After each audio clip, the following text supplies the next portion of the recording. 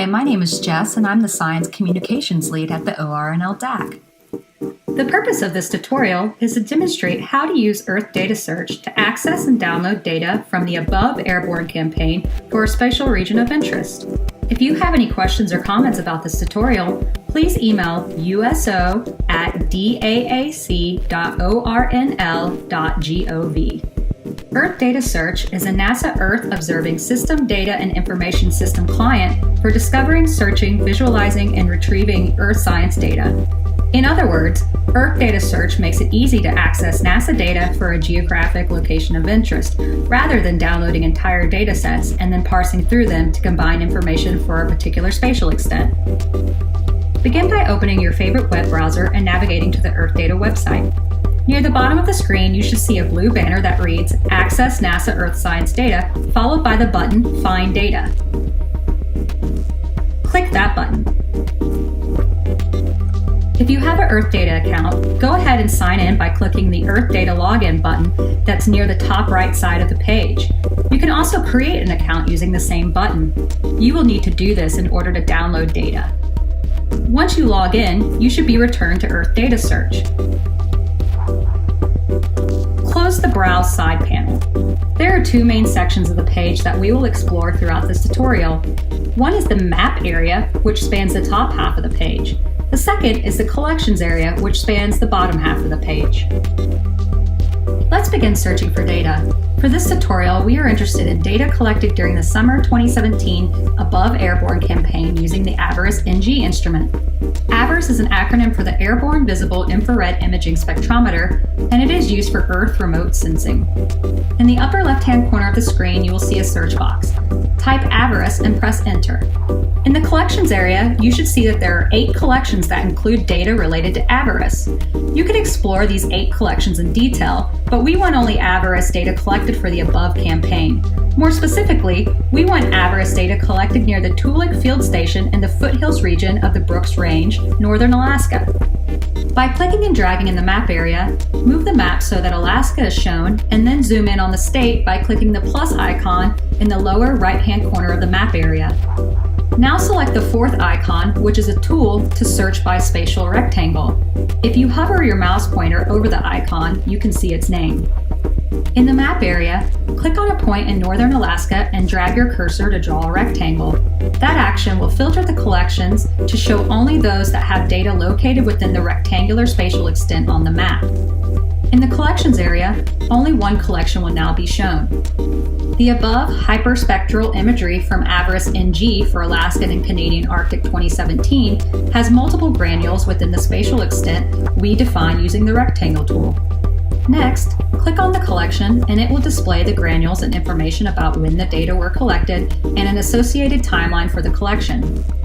Notice that you can sort the granules by start and end dates of data collection by clicking the drop-down menu next to Sort By in the upper left-hand corner of the Collections area. In the map area, you can view the locations for each granule. Try clicking on a rectangle to see information for its corresponding granule. Alternatively, in the Collections area, you can click on a granule to see its location in the map area. Using the timeline, you can zoom in or out to see granules organized by when data were collected. At this point, you can download all granules included in the spatial extent by clicking on the green button titled Download All, located in the top right corner of the Collections area. But we are going to refine our search to select fewer granules. In the map area, zoom in closer to the rectangular selections. When you click on a rectangle, the Collections area will adjust so that the information for that granule is shown with its file name in blue. Once you have selected the granule you want, you can download it by clicking on the second icon under the granule dates. Clicking on the first icon will give you additional information about the granule and its metadata. If there are too many granules included in the Collections area, you can remove unwanted granules by clicking the X icon underneath the granule's dates, or by hovering over the associated rectangle in the map area and clicking the X that appears. You can also deselect granules by modifying the size of the rectangular selection in the map area. To do this, click the X icon at the bottom left of the rectangle layer listed underneath the search box. Then redraw a smaller rectangle across the map area that includes only the granules you want.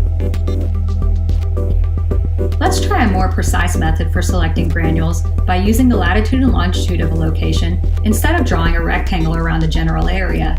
For this tutorial, we want granules that include the area of the Toolik field station. There are two main ways to do this. First, you can select the third icon in the lower right-hand side of the map area and then move the cursor around until you are near the coordinates of interest. The second way is to use the second drop-down menu in the search box and select the third option, Point. Now you can type in the coordinates. In the collections area, you should now see 6 granules that cover the location of the Toolik field station. When you look closer at the start and end dates, you can see that there are 2 granules each for 3 different days, September 8th, 9th, and 13th, 2017.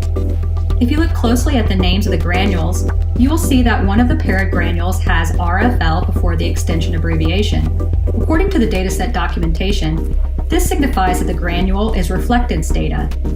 We want to download only reflectance data, so click the X icon for the non-reflectance granules to remove them from the collections area.